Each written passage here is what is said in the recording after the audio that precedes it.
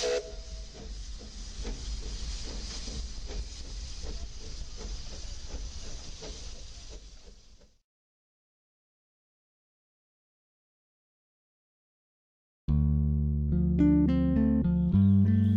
months went by. The winter weather had come and passed. Sir Handel was still sitting in the shed waiting to be repaired, and Peter Sam was running the line alone. Every couple of days, he would glide out of the shed grinning full of excitement. "Sober up, old boy," his driver would say as he ran towards the carriage shed. "Good morning, my dears. Come along. Carefully does it." "What did he say?" "He said come along, and he called us his dears." "Ooh, how kind! Such a handsome young engine. He treats us so well." It was a cold, damp, and gloomy day. The dreary Sudrian weather left a greasy, damp film over windows, roofs, and the rails. The railway, with the intention of earning more revenue, had built a T-van out of an old open coach. Twice a week during the winter months, Peter Sam had to take it and an elderly woman, whom the passengers called the refreshment lady, up to the top station, where it could be shunted into a siding for the day, so the passengers could buy tea, coffee, and biscuits. Peter Sam backed into the station to find a big green engine waiting for him. "This won't do, little 'un. I can't be kept waiting for you. If you are late this evening, then I shall leave your passengers behind." "Pooh," scoffed Peter Sam in response. He clouted over the points loudly and coupled up. Come along, he chirped as the guard blew his whistle. Peter Sam whistled and rattled optimistically up the line. "I'm Peter Sam," he muttered to himself. "I'm a care steward, always punctual." And he carried on up the line looking rather smug. Peter Sam was younger than Sir Handel, and considered himself to be more advanced. He was a much lighter engine than his friend too, but he was fitted with a gear that poured sand onto the rails to help him grip the rails. Without this, he wouldn't be able to make it up the steep climb to Glenwick. At the top station by the lake, the train had to wait an hour to give passengers time to get something to eat from the T-van. Peter Sam usually enjoyed having a rest, but the weather was chilly, and Henry's words were playing on his mind. "We're going to be late," he complained as he saw his crew walk back along the platform. "Calm down, lad. We've got plenty of time." But Peter Sam just rolled his eyes and let off steam. "Hurry up! We're going to miss Henry's train." "So that's what you're worried about," replied the fireman. "You've got nothing to be concerned about. So long as you stop worrying so much, we'll be fine." Peter Sam might have been better if he had listened. He clattered up the line at a ridiculous speed. The coaches squirmed as they bounced along the rough track. "Slow down, you'll break something at this rate," called the driver. When Peter Sam began to climb the hill, he started to slip on the damp rails. "Sand, please, driver," he called, but nothing happened. "I'm slipping, driver, please." "Your sanding gear has failed. There's most likely a blockage in the pipe." "I can't climb the hill without it," sobbed Peter Sam, and they stopped just beyond Crosby-Jim. "We can't just give up," called the fireman. "If we do, then we'll lose passengers, and the railway would close." A thud came from the back of the train. "I've got sand in the van. I'll sit on number 4's footplate and pour the sand by hand on the rails," called the manager. "But sir, that's too unsafe." "I'll be fine. Just don't bump about like you were doing before. I've been through too much with this railway to simply give up." The driver and fireman agreed, and they reversed back down to the last station.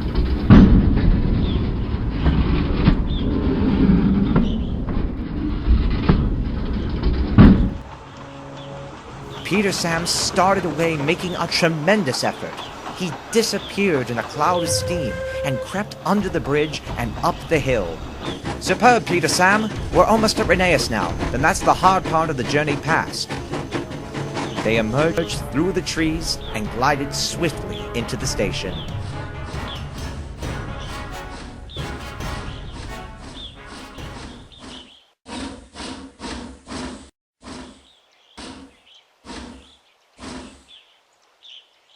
Well done. I'm very proud of you, panted the manager as he hopped off the footplate. On the last train of the day, the refreshment van had to be coupled back onto the rear of the train before Peter Sam was due to leave. This was a tedious process and took a while to carry out. Peter Sam stood in the head shunt simmering impatiently, staring at the van. Henry's words were playing on his mind. It was 5:15. Time was passing by slowly, and he was becoming paranoid about catching Henry. At last, he saw his driver and fireman strolling back towards the train. "Hurry up! We're late!" he squirmed frantically. "All right, boy. The tea lady should be done now. I'll close the hatch, we'll hook it on, and get going," comforted his fireman. The last passengers arrived, and it was time to go. The guard waved his flag and blew his whistle. Peter Sam clanked out of the station in a cloud of steam.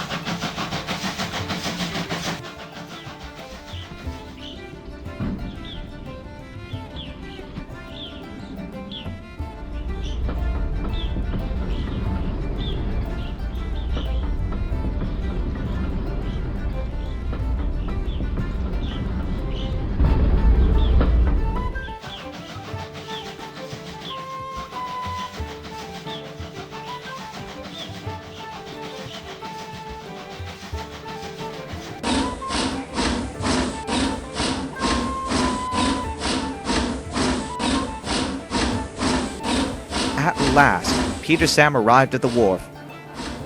"Oh, we've made it. Thank goodness." Peter Sam was quite pleased with himself, until his driver heard screaming from the tea van. As soon as the fireman opened the door, the distressed tea lady stomped down and pointed at the crew and their engine. "How dare you lock me in?" "I'm sorry, missus. We didn't want to miss the connecting mainline train."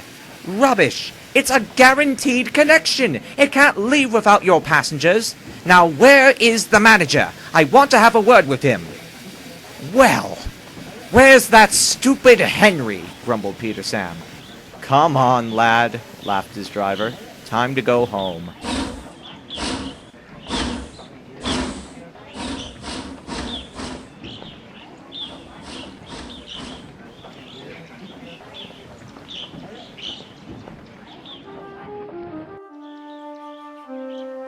The months passed, and the trains ran through the wet and wind without issue. It was now the holiday season. It was a mild, warm day. Peter Sam had taken his first train of the day as routine up the line. The manager stood beside the booking office waiting for him to return to the wharf, but his arrival time struck and he didn't appear. This wasn't too out of the ordinary, but the manager began to get quite anxious. 10 minutes later, his whistle bellowed faintly in the distance. The manager sighed.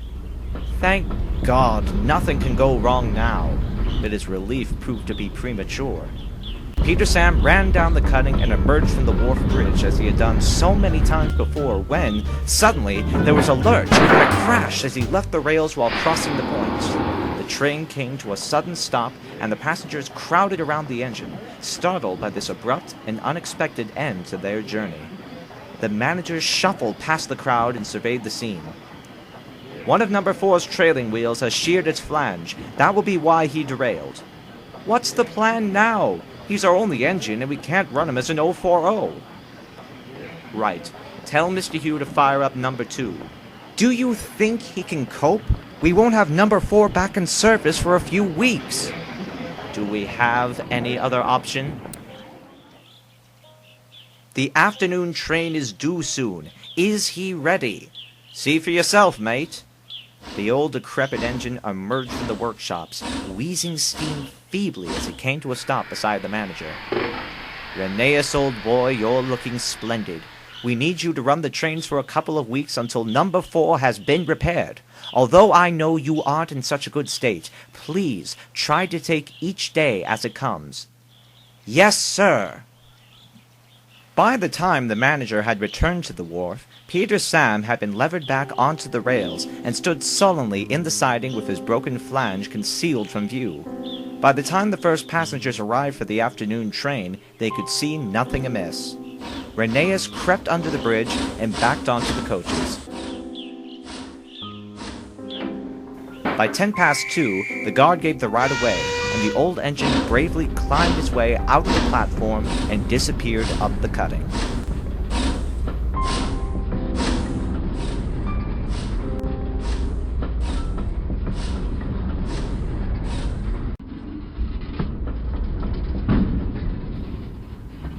The days passed, and every moment Peter Sam stood in the workshops crippled, with Jack straining to take the weight that his trailing wheels once did. The volunteers took every journey with great anxiety, as Rheneas' health was uncertain and unpredictable. Every day, he clanked up the Bengless Valley with steam escaping with every pressing effect made from the cylinders, reaching the top station and returning back to Crowland's Gate not once, but twice.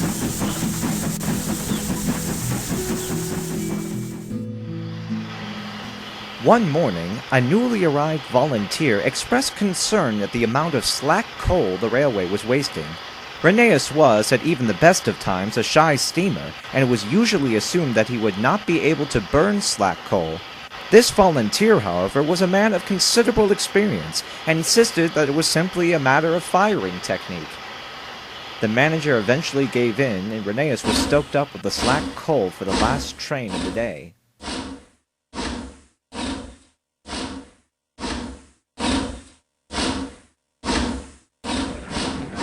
Rheneas backed down the cutting and onto his train at the wharf as per usual. "How are you feeling, old boy?" "Absolutely fine. I've never felt better." And with that, the manager locked the booking office and boarded the guard's van and blew the whistle. The old engine crept over the point and began pounding up the cutting.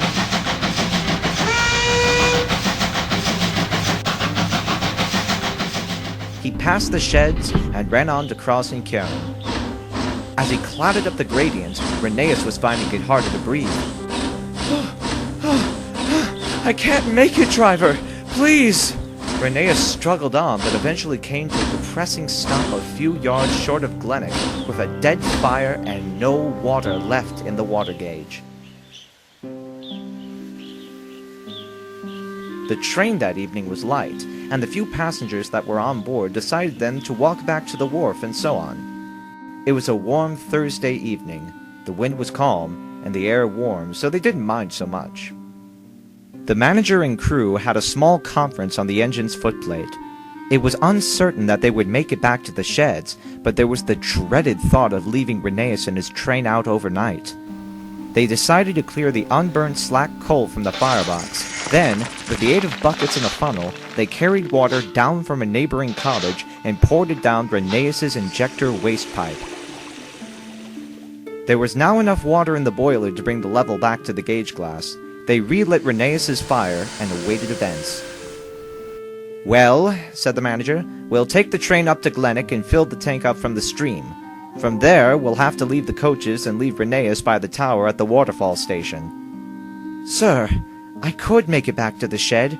The coaches won't like being left out, and if I'm honest, neither would I." "I respect that, but we haven't a choice. You won't reach that far. Not tonight." "Begging your pardon, sir, but I think we can get him back. It's a downhill run, and we only have a couple of coaches in the van. I don't really want to leave our only engine in service exposed to the elements either." "Right then, we'll fill him up and see how he feels."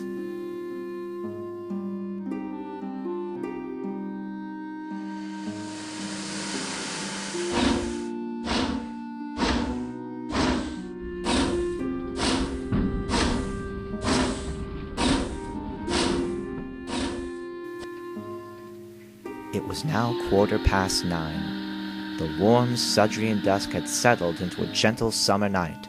It was dark, there was no moon out, and a cold air curled round the engine and crew. Rheneas' tank was now full, and he was making a good amount of steam. "Well, it seems luck is with you.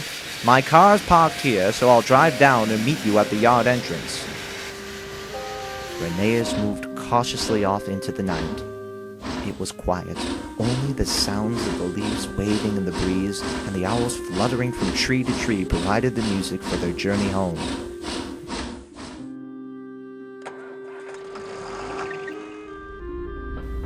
They ran through Krosny Khan and began their final descent home when the level in the water gauge dropped. "I need a drink, please," called Rheneas. "There's not a drop left in the tank, old lad. Hold on just a little while longer. We shouldn't be too long now."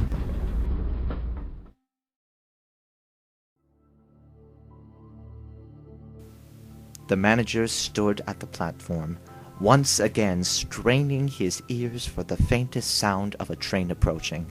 He could hear nothing but the buzz from a nearby lamp. The moon had now risen high and illuminated the hillside with a spooky glow. At last, an unmistakable clanking was heard echoing in the distance, followed by a cloud of steam rising in the air. Rheneas let out a faint whistle and came to a stop at the platform.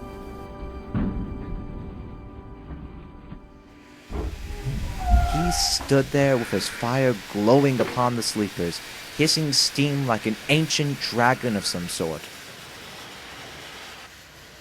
"Are we back at the yard?" panted Rheneas. "Well done, old boy. You've made it. I'm very pleased with you.